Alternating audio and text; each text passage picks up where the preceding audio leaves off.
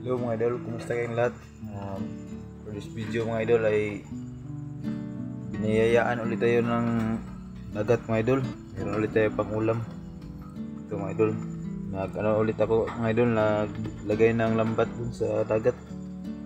Kaya ito, may biyaya ulit tayo. Meron tayong mga huli mga idol. Pakita ko sa inyo mga idol. Ito mga idol, nasa lagayan pa yan ba? Yan, pakita ko sa inyo mga idol. Ano na din, alas 12 na ng gabi mga idol. Gabi kasi ako naglagay ng lambat, magkakahuli agad. Naglagay ako kanina mga idol alas 8, tapos ako alas 12.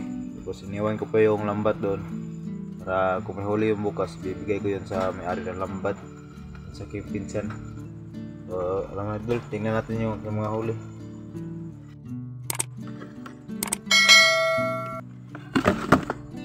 Idol, may mga bangus.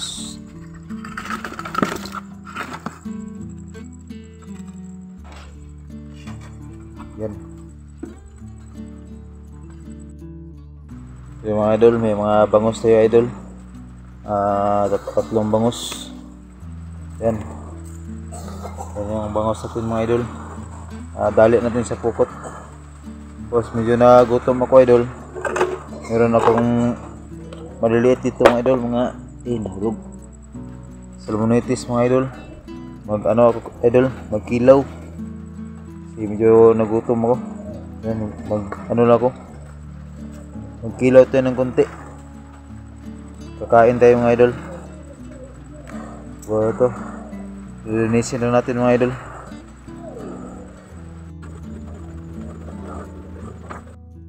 Ito na yung ginawa natin mga idol. Nagkilaw tayo ng salmonitis. Yan, kunti lang. Tapos meron tayong kanin. Ito yung huli natin mga idol. Yan, nilagay ko na sa tupperware. Bukas na yan linisin mga idol. So kain tayo mga idol. Ito, nagawa tayo ng kinilaw. Kain tayo. Yun mga idol, ganito lang yung diskarte ko dito sa amin mga idol. Pag nakapaghiram ng lambat mga idol, nanglalambat ako sa dagat para may pangulam. Tapos pag walang lambat naman, namimingwit ako doon sa pantala namin dito mga idol para may pangulam din. Yun lang mga idol, diskarte lang sa buhay para may pagkain sa pamilya. Sana suportahan nyo aking munting vlog mga idol para ma-monetize po ako, at malaking tulong po ang inyong suporta sa akin. Maraming salamat mga idol. Dito na magtatapos ang video ito. God bless mga idol.